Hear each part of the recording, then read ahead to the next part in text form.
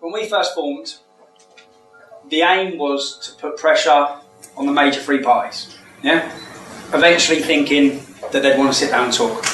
We'll put enough pressure on them that they listen. 3 years on, they're not going to listen. They're all in bed for the Saudi petrol dollar. They are not going to change anything and isolate us. So then, I had a meeting with Paul a year ago.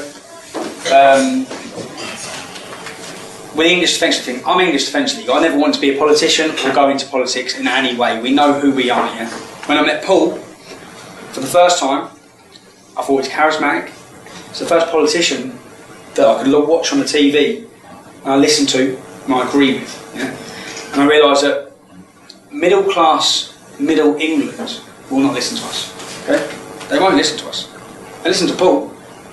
Paul can attract middle England and we can attract working class England. For the first time, there'll be a party that will attract all across the board, across the country. Now, I still don't think, are we going to take over the country? Yeah? Personally, I don't think we are. Yeah? But when we start taking their votes, they'll start changing. That's the way I think. When they start seeing that a certain percentage of their votes are swinging our way, as we saw with Sarkozy and Marie Le Pen, they will then make the changes that we want them to make. Yeah? Major three parties is set up for them. That's the way I personally feel. But what we want to do is make a change for what's right, and by affecting their votes, Hamilton is it? Hamilton? Yeah. It gives me inspiration to stand there and see people stepping up, because you know what you're going to face, stepping up as a representative for your area and being willing to put yourself in the firing line. I spoke to a lad earlier who's lost his job. It all comes with it, and there comes a point where you have to ask, what are you prepared to lose? Yeah? Are you prepared to... The change for me was, I had a successful business, I had properties, and it was, no matter how much money you make, it's not about me, it's about everyone, it's about the country. So is your passion in making money, or is your passion in your country? And you decide what you want to stand for and how far you want to go with it. If you're prepared to lose your job, people are prepared to lose their job. Your man has lost his job, Kev's lost his job, lost his marriage, lost my business. You will lose it for what you believe in. So, and that's where it comes from. We're standing up for what we believe in, what is right. And that's why, originally, that's what I thought, we'll target the major three parties. And I thought, you know what? I've heard people say, why British freedom? Why British freedom? Okay? For me, why British freedom is because of Paul. That's it. I met Paul, listened to Paul, thought, yeah, he's singing off the same hymn sheet as me. I can see him as this will work. That's it for me. And anyone who says anything different, I think, well, say in Luton, yeah? Luton is Labour voted. They get in every year. 30% of the town voted this year. That's 19 mosques. That's it. We don't vote. That is it. If you can galvanise a working class vote, you'll do something the country hasn't seen. You'll get young lads who are not involved, not interested in politics, queuing up to vote. And I think you will. And I think it could be a winning formula. But anyone who says, I think, what harm can it be? Say in Luton this year, I know in Farley Hill Ward, we had Iqbal, Mohammed, 3 Muslims. What harm is it for us to try getting people to stand for the British freedom, to challenge them? There's no harm in it. So I've heard a lot of English Defence League people, a bit of negativity around it. Yeah? I'm English Defence League. I always will be. I've sat here. I didn't want to go into this. For a year, we had meetings with loads of different people. I just want to do what we do. And it comes to a point where you think, what is our end goal? Our end goal is to achieve change. When we get voices in corridors of power, in town halls, we'll achieve that change. Working with the foot soldiers on the street. That's it. I can see it working. And I can already see, like, I know people say you go back to Luton. I do base it around Luton. They are going to be worried when we stand people in Luton. I know they are. The council will be worried. Only then will they start to affect the change for what we shout for. If we get in, we get in. Bonus. What's that? They're already terrified. If we get in, we get in. If we don't, then we don't need pats on the back. It's not about getting pats on the back. It's about making the change. We will make the change because they will start swinging.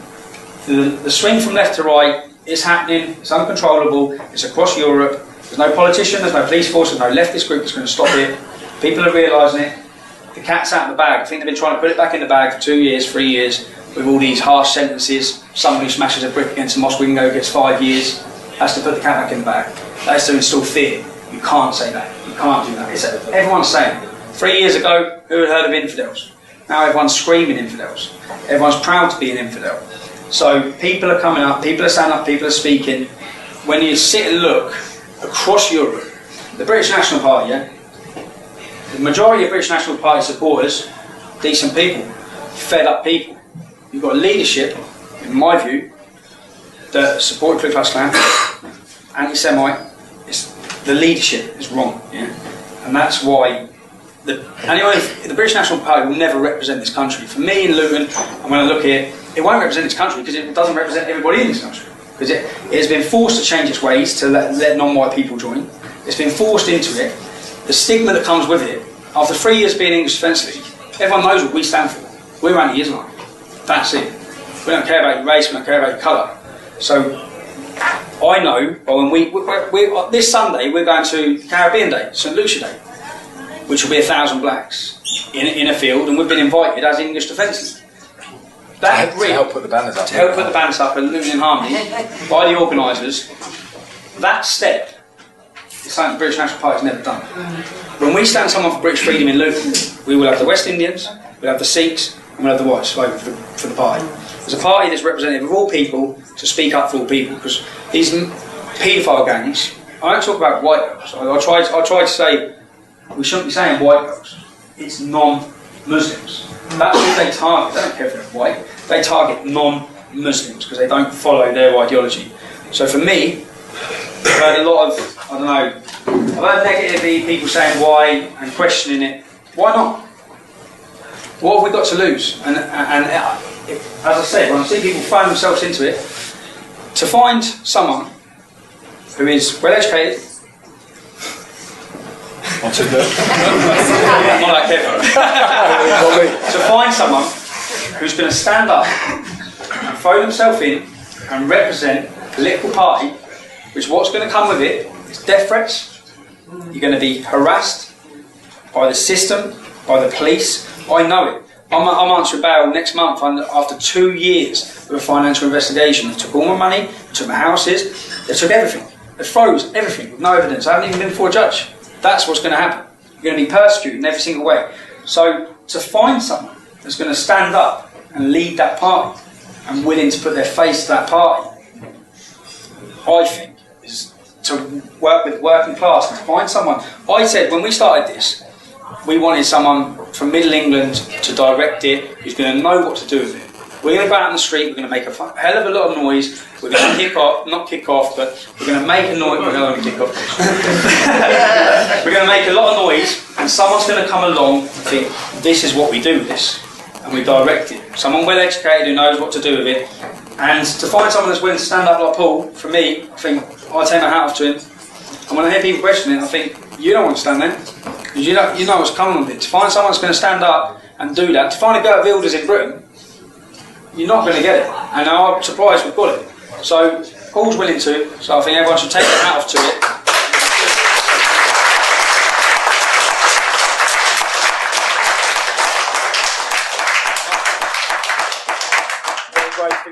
It is brave, because what's going to come with it, and all I can say is, we find ourselves in the English Defence League. I'm English Defence League, I'll continue to be English Defence League, nothing's going to change. But what do we want to work? We want to make a change. So we throw ourselves in the English Defence League. I'm not saying you have to vote for British freedom. If you're in English Defence League, you vote for who the hell you want to vote for. But without saying it, now that we've aligned as on the committee and as leadership, people know that the English Defence League is somewhat pulling the strings of the British Freedom Party.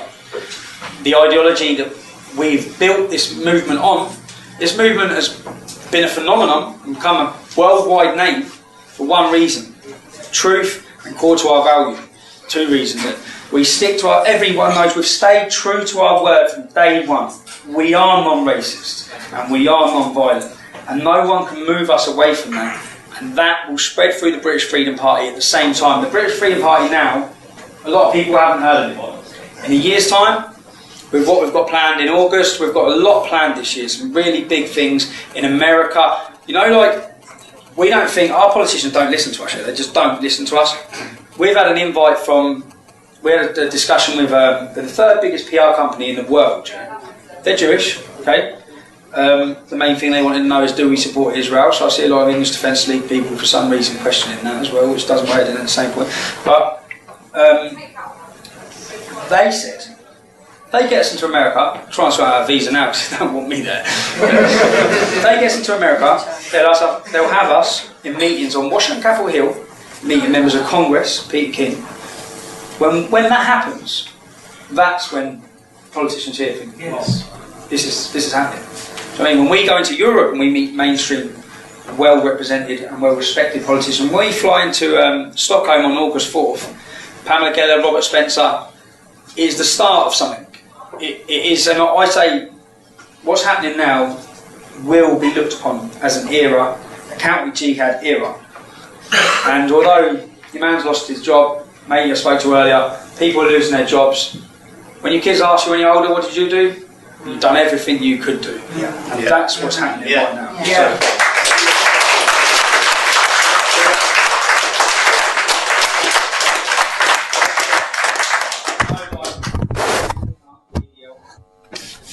seems to stigmatise a little bit, but just say to people, keep throwing it in. We've got nothing to lose, have we? We're in it now. That's why I said we made an agreement in the early days. Well, there was originally a few of us made an agreement. We said, are we in it? Full throttle in it? But we know what's coming with it. We're not backing out of it.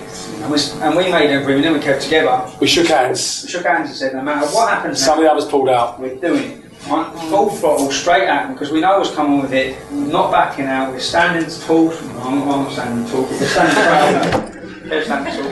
We're standing proud, and we're going for it. And that attitude is what I think gives people the willingness to stand up and say, we're doing it, because we're proud of what we're doing. I'm representing my community. So I mean, that's what you're doing. You stand up, you're representing the community, and we have truth on our side. We're so many times get made to feel like bad guys. We are the good guys. And we're standing up for what we believe in. And I see the next 12 months. You see the EDL, he is a household name. Everyone's heard of it. It's got a bit of stigma around it. That's the media. The media. Lies. But what's happened there with the EDL, the same happened to the British Freedom Party over the next 12 months with what we've got planned. We've got some big things. Isn't that bad, is it? It is. It's, that's what we're hoping. We're planning now. Stockholm, September 11th. In the States. The UN. We've been asked to speak at the biggest Tea Party conference on the 23rd. There's some big things happening. And we also want a demo in Islamabad. No, we do, seriously. No. Now push the buttons. No, we do. To highlight the persecution of Christians, and it will be Bristol, the biggest world. So we've got 8 of us, so we've booked our flights, and we're going. Just to land there, to highlight the persecution, the blasphemy laws, because there's things happening across the world that half the people walk around here, that we're in a lovely part of the country, and we care. This is England. It's beautiful down here. In a lovely part of the country, people here don't see it. It's much more scenic than Luton. Don't see it. So it's like people here across, even in Luton, don't see what's happening to Christians in Pakistan. Although I do love Luton. So it's our shit up here. Yeah. So no matter what, it's about highlighting this, and it's about, I see, our job and our goal is about revealing the truth about Islam. 3 things can't hide: sun, the moon, and the truth. The truth will come out, and we'll put it out. Yeah.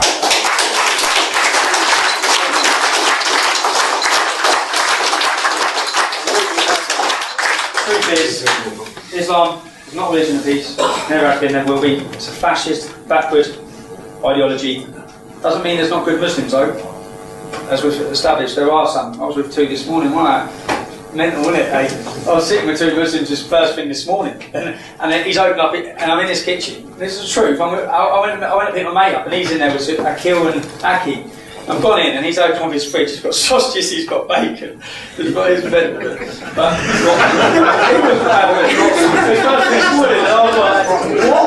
And he said, I don't care. But that's it. And Islam is a fascist ideology. And the more I've looked in and the more I've read about it, and we had a meeting in the early days with a certain gentleman who's an Islamic convert. He's an Islamic convert, converted to Christianity, and he sat us down and said, "Do you know what's happening? Do you want me to sit and tell you?" I swear to God, if he could stand here and give you the speech they give us, you know, about how they're doing it, why they're doing it, and what's going to happen in the future. If I thought I was dedicated, I sat there after and said, I'm happy, I'm not happy. I'm not happy because I'm shitting myself now about the future. So 3 kids and what lays ahead. And apathy, what can we do?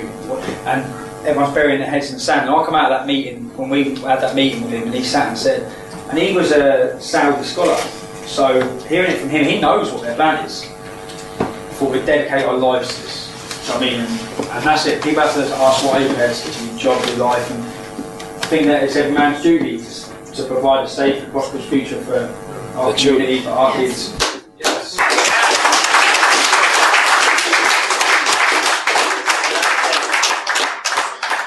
If we don't succeed, we don't succeed, but we will try. We'll put everything into it, and that's what I said. There'll be no white flag We going. will lose while we'll sit here, my friend. Yeah, that's it. And that's man and woman's duty. Yeah. Yeah, of course. Yeah. In the Muslim community, you need to target the younger generation because they're the ones that can make a difference. Yeah, unfortunately, they're being brainwashed in the madrasas from the age of 5. I personally think that It's very difficult it's not going to work. It's not going to work. Islam's had 1400 years to reform it, hasn't it? Like, it's not going to reform, it's not going to change. The more £2 billion Saudi money comes in this country every year, it's going backwards. And it's getting worse. It's getting worse and worse. Yes. If you look in the last 30 years, it's gone back, more extreme, more extreme. So reverting back to 7th century Islam. And we haven't got £2 billion to combat it. We're skinny. Do you know what I mean? And so, it's not going to work. We'll be the poorest lot to win anything. And the first, well, I think personally, when the first country in Europe were the earth builders, mate, I was trying to weigh out the French situation, you know, with Marie Le Pen. I think it's better that she didn't get it, because they're going to be more and more angry now. So the next time the vote comes around, yeah. So It gave it to the left. yeah, but I think it's better. Split in two. Yeah, there'll be more damage done now. There'll be more damage The done next now. 4 years. The French will be more angry. The country's going to be declining for another 4 years, however many years. They're going to be more angry, and when the vote comes around next time, let's hope the same with as soon as one European politician, an anti-Islamist political party, get in as leader of their country, I think we're going to see change in the beginning. It's already beginning, it's already on its way, and I just say step forward as representatives, throw yourself in, and make a change. Good shot.